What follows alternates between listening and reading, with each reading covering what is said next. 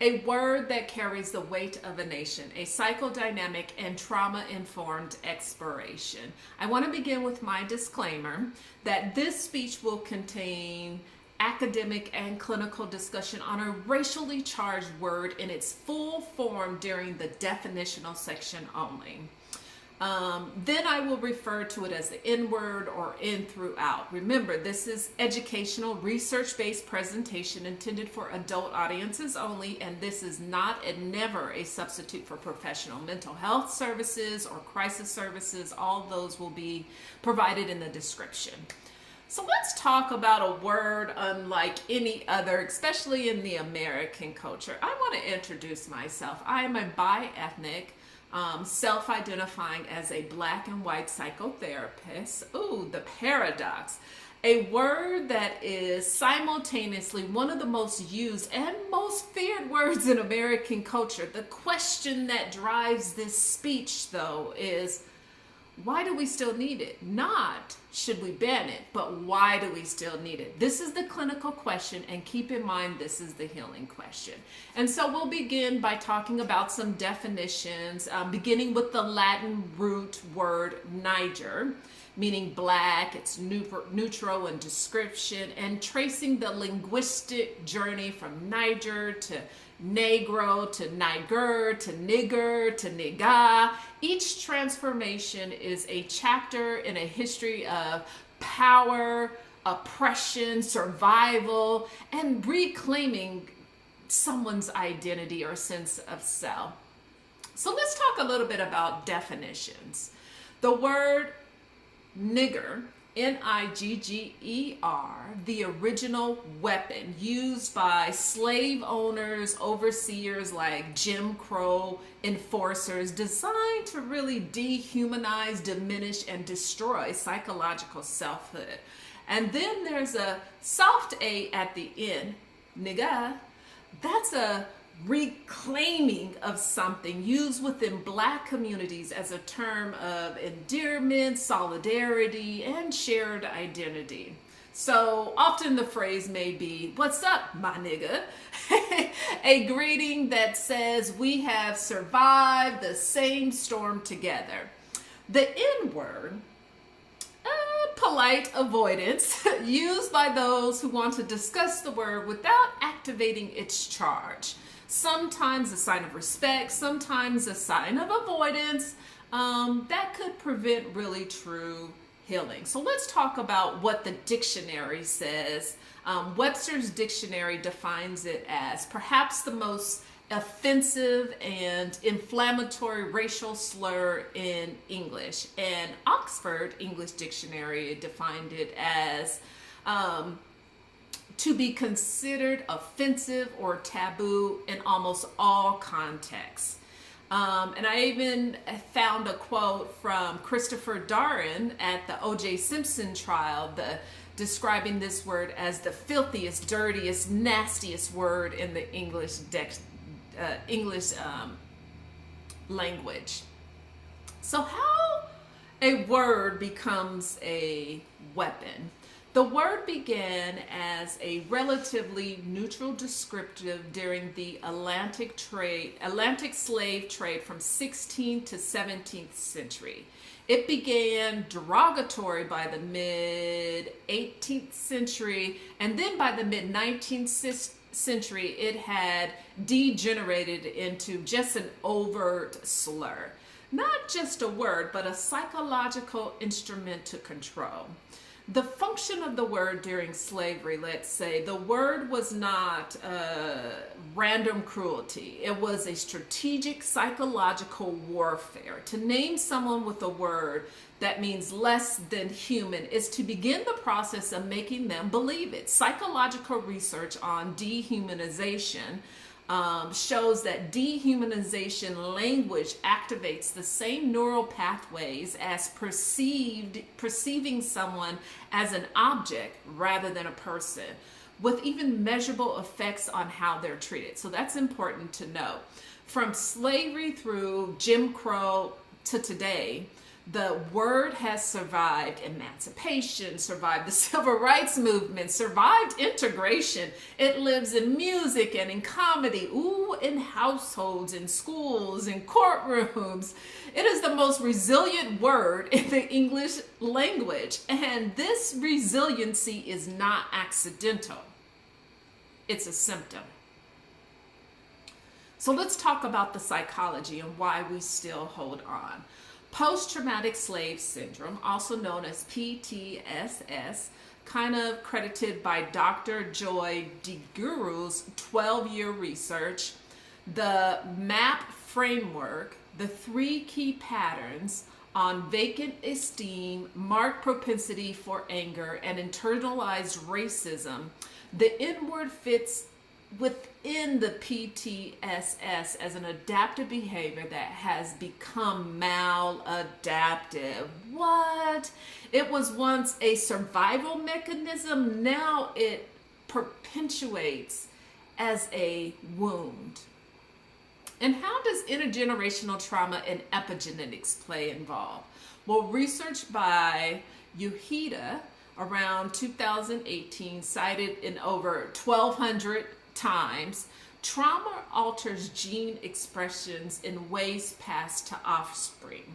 We are approximately 16 generations removed from the beginning of the American slaves, as cited in Jackson 2018. You see, the body remembers what the mind tries to forget. The word carries the memory in its very own sound.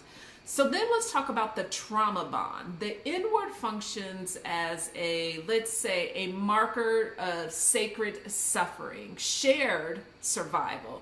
When Black people use it with each other, it says, we have both survived something that tried to destroy us, and we're still here.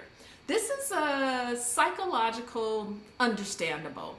It is also, clinically speaking, a trauma bond. And trauma bonds, while they create connections, they also keep the wound alive. So let me give you a clinical vignette. A composite of research-informed scenarios. So let's say we have 2 Black men in their 30s, childhood friends, they greet each other, what's up, my in, and the word flows naturally, warmly, with genuine affection. In a therapy session, one of them explores this. He says, it's just a word between us. It doesn't mean anything. But as we go deeper, we begin to notice something. He only uses the word with people who he believes has, let's say, earned it, who have suffered enough, struggled enough, who understand what it means to be Black in America. The word he recognizes, or the word he realizes in his own unconscious loyalty test, it is his way of asking, are you on the slave ship with me? The psychological impact, the word keeps the slave ship real. It keeps the suffering central to identity. It's not just a greeting, you see. It is a renewal of a trauma bond. The question that therapists gently ask, what would it mean to greet your brother without needing to invoke the ship? Now let me give another clinical vignette. And this is also a composite of research-informed scenarios. So let's say we have a Black woman in her 40s who uses the word frequently with her Latina best friend. She gets it, she explains. She's been through it too. In exploring this in therapy, something interestingly emerges. She uses the word with her friend as a form of, let's say, permission, an invitation into the circle of our shared suffering. If you've suffered like me, you can get on the ship with me too. The psychological impact. This is an extension of the trauma bond across racial lines, a form of solidarity built on shared wounding rather than shared healing. The question here should be, what would it mean to build a friendship on shared strength rather than shared pain? Okay. Now let me give a third vignette, which is also another composite of research-informed research-informed scenario. We have a black man in his late 20s, has a close white friend.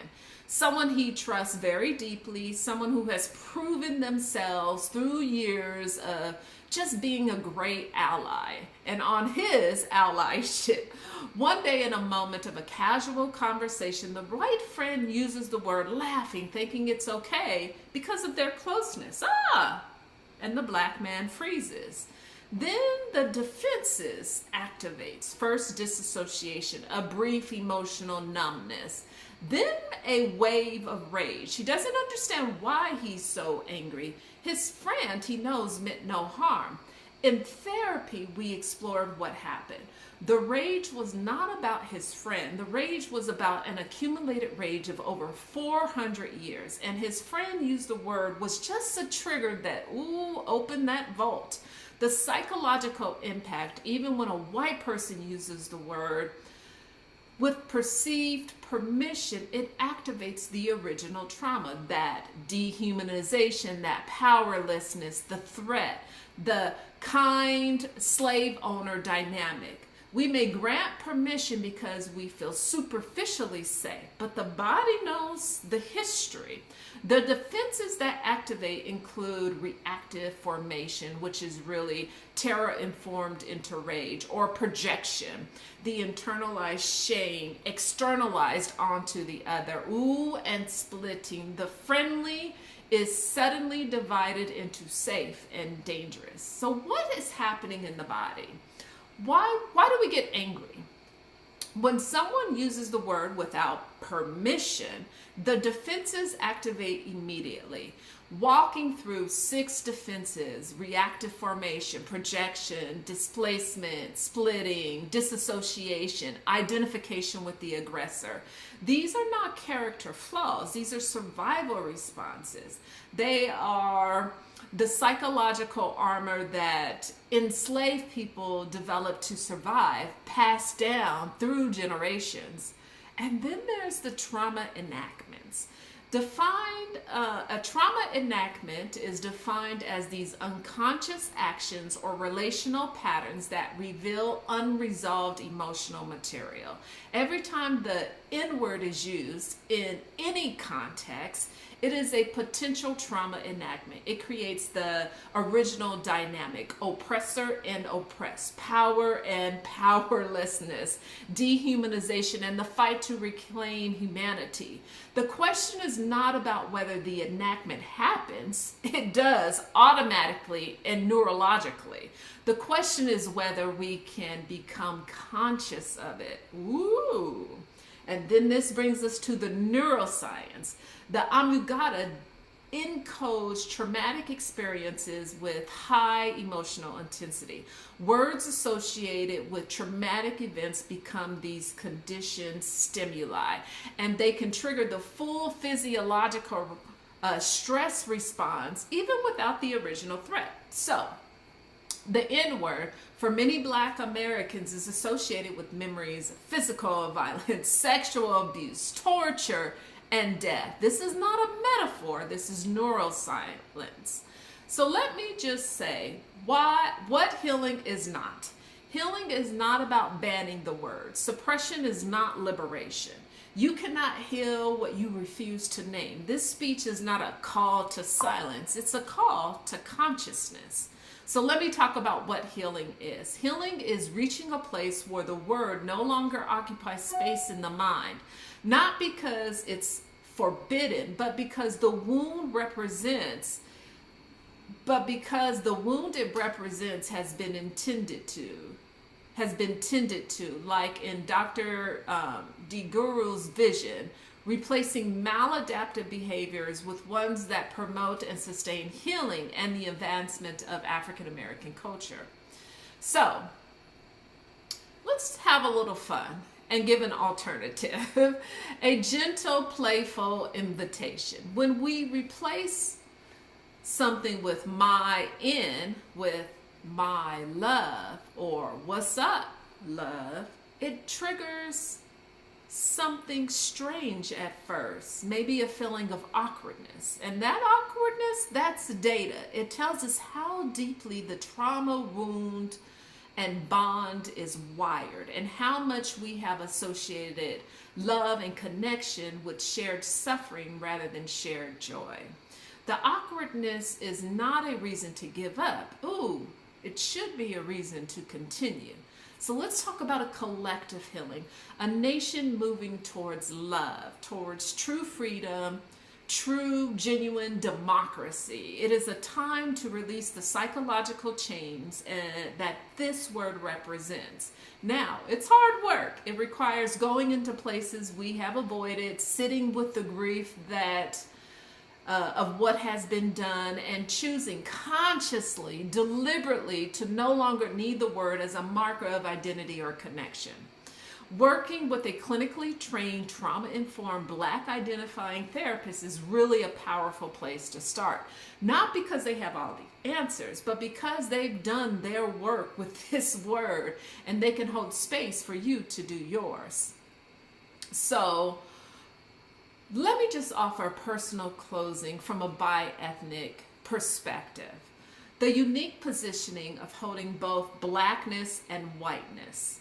Of having heard this word directly at family members, of having sat in rooms where it was used casually, of having worked clinically with its psychological impact across all races.